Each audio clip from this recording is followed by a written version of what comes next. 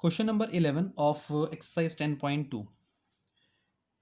Question 11 और question number 8, जितना हमने क्वेश्चन नंबर 8 का सॉल्यूशन किया था वो सेम सॉल्यूशन क्वेश्चन नंबर 11 का है, बस दो चार स्टेप्स और एक्स्ट्रा इसमें करने पड़ेंगे। ठीक है, यानी 8 में हमने जितना काम किया था ना, सेम काम हमें 11 में भी करना है, बस इसके अंदर 11 क्वेश्चन में दो चार स्टेप्स और एक्स्ट्रा करने पड़ेंगे। वो कैसे करेंगे अभी देखते हैं। तो इसमें कह रहा है prove that the parallelogram circumscribing a circle is a rhombus, यानी एक पैरेललोग्राम है उसके अंदर सर्कल है, तो हमें उस पैरेललोग्राम को रोम्बस प्रूव करना है। ठीक है, बहुत सिंपल सा क्वेश्चन है। तो देखो, ये हमने यहाँ फिगर बना दी, ABCD एक पैरेललोग्राम हो गया, ये बीच में सर्कल हो गई, सेम वही क्वेश्चन 8 की तरह PQRS 4 पॉइंट्स हो गए। हमें गिवन में क्या है, इसमें ABCD is a parallelogram, prove करना है ABCD इज अ रोम्बस। यानी रोम्बस प्रूव करने के लिए आपको क्या लाना पड़ेगा, इसकी चारों साइड्स इक्वल शो करनी पड़ेंगी। ठीक है ना, तो हम कह देंगे कि हाँ ये रोम्बस है। अब स्टार्ट कैसे करेंगे, सेम क्वेश्चन नंबर 8 की तरह, जैसे क्वेश्चन 8 किया था सेम वैसे स्टार्टिंग करेंगे इसकी भी। ए पॉइंट से स्टार्ट कर लेते हैं, तो इसमें हम कह सकते हैं AP equal to AS, equation number 1, tangents drawn from point A। Next बताया था आपको मैंने, B पॉइंट का यूज करना है। आपको पता है B पॉइंट से जो दो टेंजेंट्स आ रहे हैं BP और BQ, अब लिखना किस वे में है इसको, तो AP के नीचे मुझे आपको पता है कि AP प्लस BP होके पूरा AB बनता है, तो AP के नीचे ये BP लिखना पड़ेगा इक्वल टू BQ।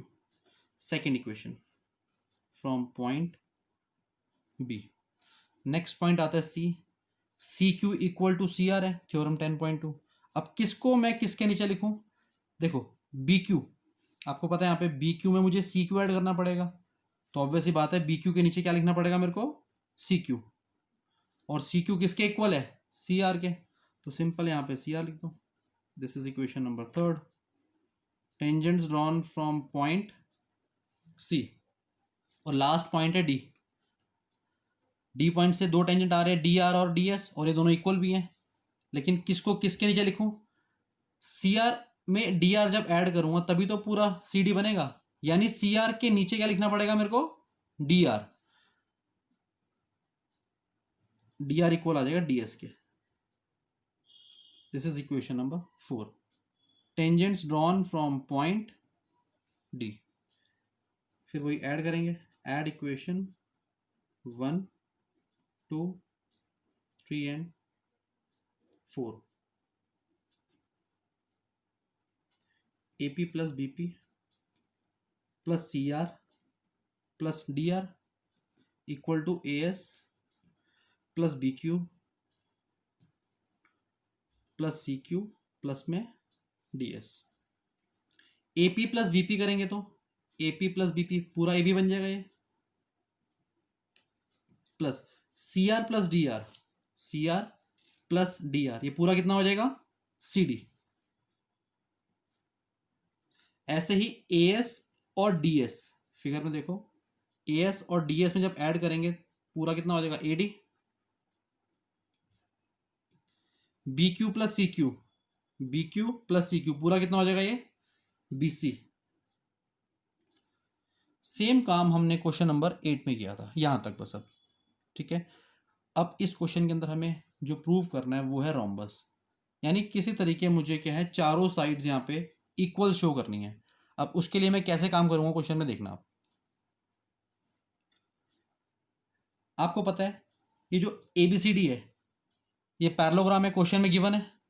पैरेललोग्राम की प्रॉपर्टी क्या होती है, इसकी जो अपोजिट साइड होती हैं वो दोनों क्या होती हैं, इक्वल। यानी हम कह सकता हूं कि AB इक्वल है CD के और AD इक्वल है BC के। AB इक्वल है CD के और AD इक्वल है BC के।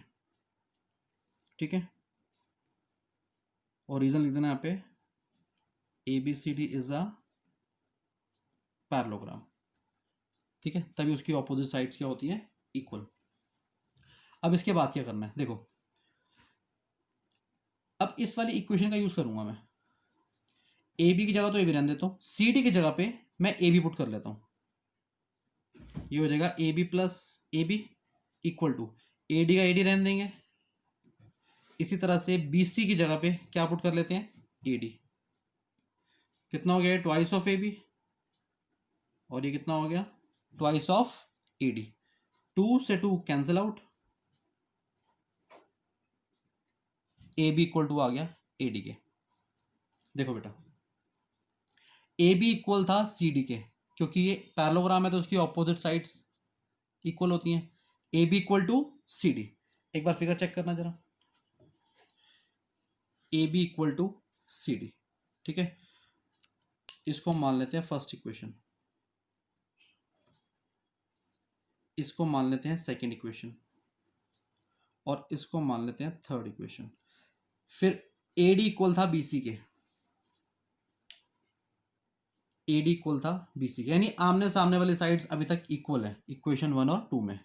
अब थर्ड इक्वेशन में है A B equal to A D, बहुत ध्यान से देखो, अभी तक क्या था, अभी तक ए बी सी डी के इक्वल था और ए डी इक्वल था बी सी के, इक्वेशन 1 और 2 के अंदर।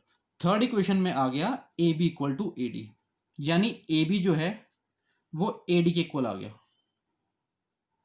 ए बी जो है वो ए डी के इक्वल आ गया, बट ए डी जो है वो बी सी के इक्वल भी है, तो हम ये भी तो कह सकते हैं कि ए बी बी सी के इक्वल भी हो जाएगा। बेटा जब ए बी ए डी के इक्वल है और ये ए डी बी सी के इक्वल है, तो ए बी जो है वो बी सी के भी तो इक्वल हो जाएगा, है ना। यानी इससे क्या पता लग रहा है, ये दोनों भी इक्वल हैं, जब ये इसके इक्वल है और ये इसके इक्वल आ गया तो ये भी इसके इक्वल हो जाएगा।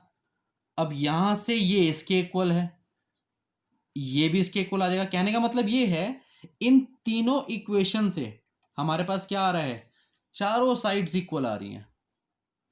तो हम यहां पे लिखेंगे from equation 1, 2 and 3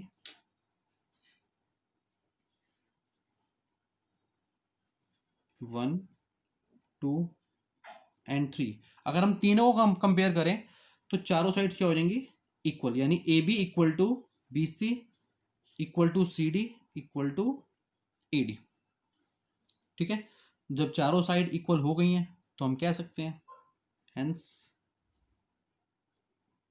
A B C D is a rhombus. Okay, एक बार दोबारा देखते हैं। बेटा सारा काम वही करना है, कहां तक, यहाँ इस वाले स्टेप तक जो क्वेश्चन नंबर 8 में करके आए हैं हम। इसके बाद क्या करना है आपने यहाँ पे पैरेललोग्राम वाली प्रॉपर्टी यूज करनी है, जिसमें opposite sides of parallelogram are equal होते हैं, ठीक है। वो वाली प्रॉपर्टी यूज कर ली, इससे आपके पास ये A B equal to C D आ गया और ए डी इक्वल टू आ गया बी सी के, इसके लिए भी सेम रीजन होगा। उसके बाद इस वाले स्टेप के अंदर सी डी की जगह पे ए बी आ गया तो ये ट्वाइस ए बी हो गया, और इस वाले स्टेप के अंदर बी सी की जगह पे ए डी आ गया, यानी ये भी ट्वाइस ए डी हो गया, यानी ए बी हो गया ए डी के इक्वल। बट जब हमने इक्वेशन 1 और 2 चेक की तो उससे पता लग रहा था कि ये आमने सामने वाली जो साइड्स है वो इक्वल है। थर्ड इक्वेशन आने से ए बी जो है वो ए डी के इक्वल हो गया, but A D already B C के इक्वल था, तो ये ए बी भी तो इसके इक्वल होगा, है ना। और ए बी डी सी के इक्वल है तो ये वाली साइड भी इन दोनों के इक्वल हो जाएगी। तो इस तरह से क्या हुआ, चारों साइड इक्वल हो गई, यानी A B C D rhombus prove हो गया। यही तो हमें प्रूव करना था। बेटा इस क्वेश्चन की प्रैक्टिस बहुत अच्छे से करना, ठीक है, तभी समझ आएगा आपको, अदरवाइज प्रॉब्लम आती रहेगी इस क्वेश्चन में जब तक प्रैक्टिस नहीं करोगे। तो प्रैक्टिस मस्ट है इस क्वेश्चन के लिए, इनफैक्ट सभी क्वेश्चंस के लिए जो है प्रैक्टिस बहुत ही जरूरी है। विदाउट प्रैक्टिस क्वेश्चन आपको बिल्कुल भी जो है समझ नहीं आएंगे, ठीक है बेटा।